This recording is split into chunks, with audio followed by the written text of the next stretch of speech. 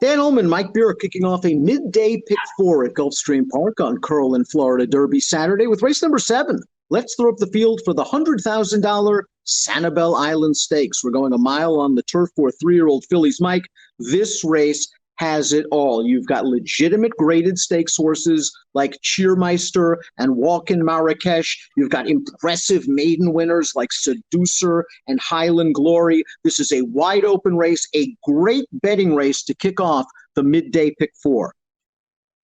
No, I agree with all that. I mean, this is a strong card Saturday at Gulfstream from top to bottom, but this is one of the better races because, as you say, there are just so many different ways to go and so many horses who are good right now and so many horses who just could really be something with a few more races. Let's take a look at the Timeform US pace projector. Very key for this race because the 5 Cheermeister coming in here off 2 graded stakes victories at Gulfstream, well, she won those races on the lead. This race, she's not expected to make the front according to the projector. They got Seducer, the 9. They've got the Dirt to Turf horse Air of Light, the 12 out there. I think Cheermeister, may not matter how fast she has to go. I think she's getting the lead, but a fast pace works against her. True enough. I agree with all that. I do think they're going to try and make the lead with her regardless. It's just a question of how fast she's going to have to go to get there. Lucky Polly is the number 1, and she would benefit from a fast pace up front. I like the way she won her maiden 2 starts back. It was faster than the Colt division at 1 1/16 that day at Gulfstream Park. She was kind of 4 wide and in between horses on the backstretch, and she ran away from that field late.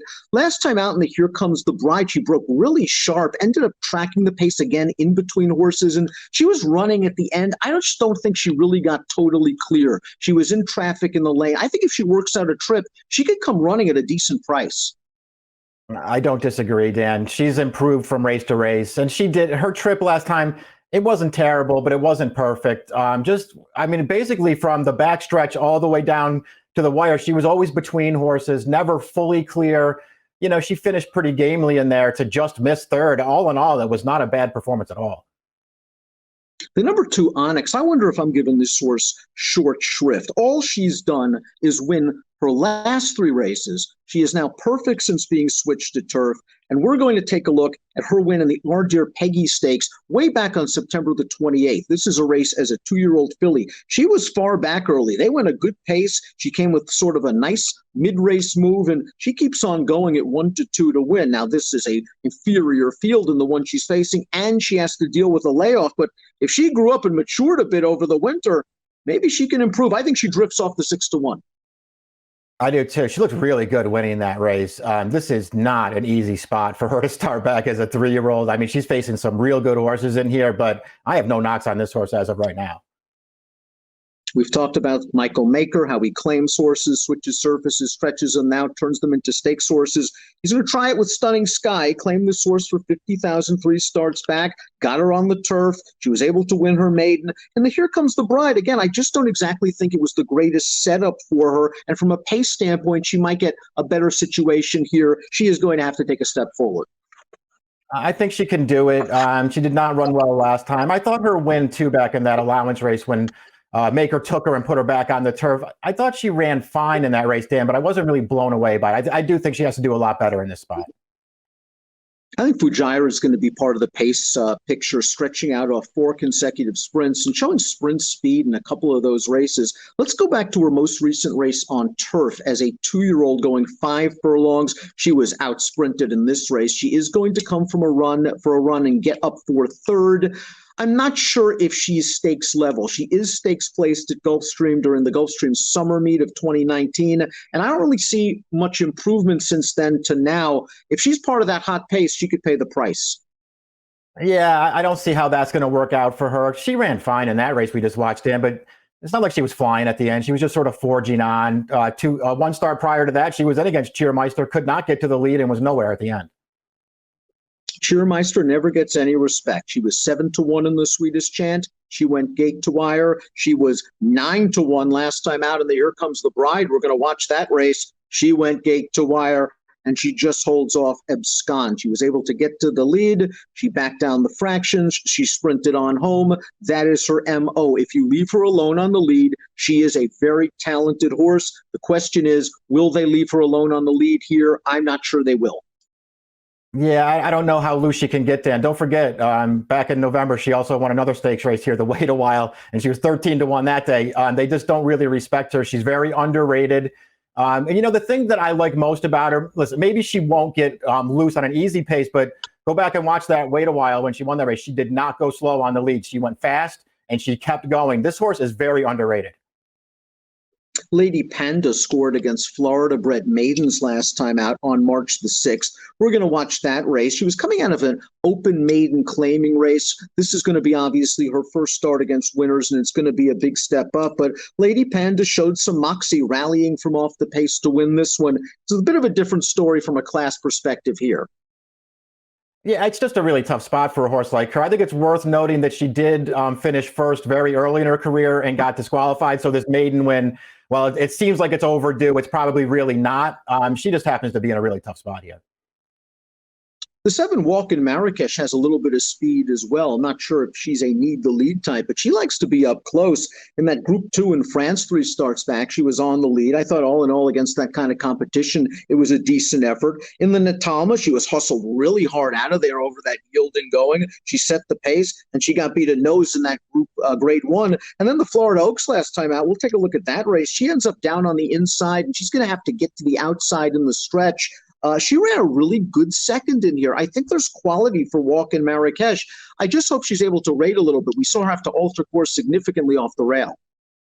Yeah, I guess we'll see what kind of trip she can get here. Listen, she ran well in this race. It was a pace-dominated race, though. The winner Outburst got to the lead. Walk in Marrakesh sat right behind her. They ran 1-2 around the track, but she was really gaining ground at the end of that spot. I wonder what kind of trip she can get in here, Dan. I mean, do you really want her if they're going to go fast early? I'd be willing to take a shot against her.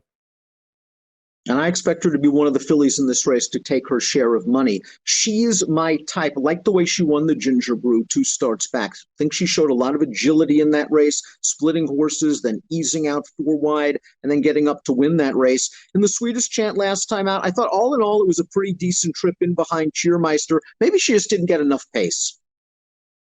Yeah, maybe that's true. I was a little disappointed in her effort last time. Not that she ran terribly, but a little disappointed. Her first 2 starts were good. I think this is a tougher race, though, Dan. I'm not way against her, but I'm looking elsewhere. Seducer, the number 9, is also trained by Christophe Clement, and Seducer has only raced once. She looked good at Aqueduct, going gate to wire, going 1 mile and a 16th on their inner turf course. She went right to the front. I think she went a legitimate first quarter, was able to relax down the backstretch and sprinted home. The 4th place finisher, and here's Harvey's Little Goyle, who came back to win on dirt with a 76 and then won the Busanda with an 82, and is probably one of Bill Mott's better 3-year-old fillies in the barn. This was a nice effort for Seducer.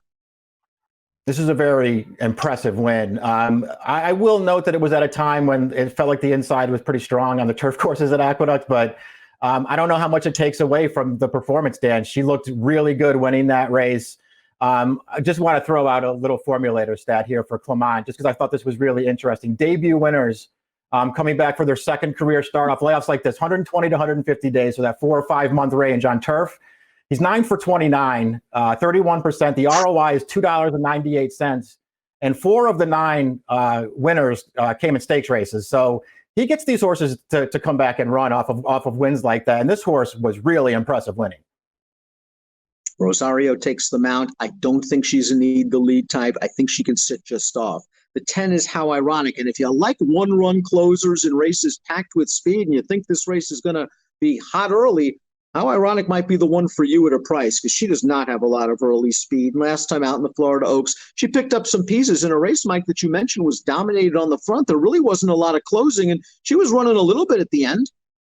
I thought so too. I think she's, as one of the bigger prices, horse I'm going to try and use underneath in here. She was 90 to 1 last time for some reason. She did not run poorly at all, Dan. Wide around the turn, kept coming all through the stretch to get up for 4th. I thought she ran pretty well.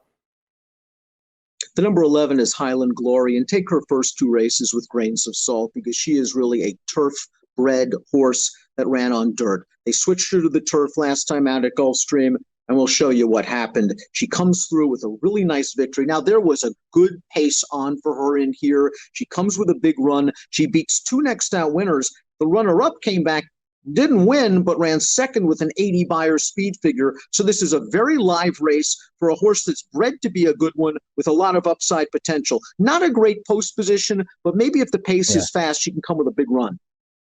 Yeah, I agree with that. If she had drawn better, maybe that would help her chances more, but she ran really well on turf. You know, her first 2 dirt starts, by the way, aren't bad. She ran against really good horses in those races.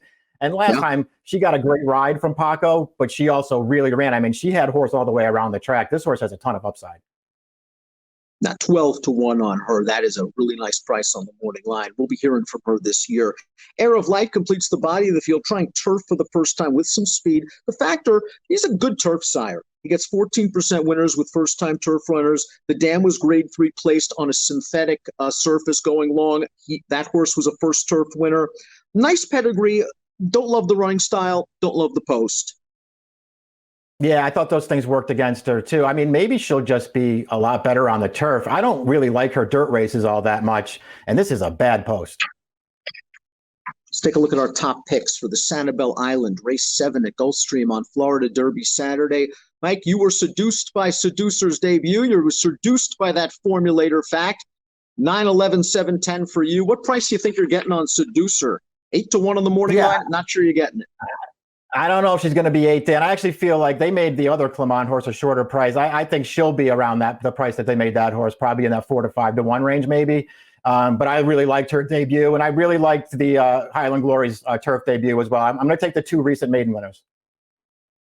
I want Lucky Polly. I think she's going to drift significantly off the 9-2. As Mike mentioned, don't think she got optimal clearance in that Here Comes the Bride. I think she's got some upside potential after pairing up those Beyer tops for Mark Cassie. 9-11, 7-10 for Mike. 1-5-7-11 for me. Sanibel Island, race 7 at Gulfstream on Saturday is an approximate post of 2:30 Eastern. Good luck.